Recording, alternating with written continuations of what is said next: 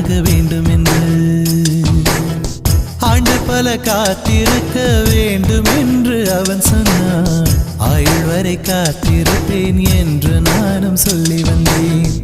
என் ஆசை நிறைவே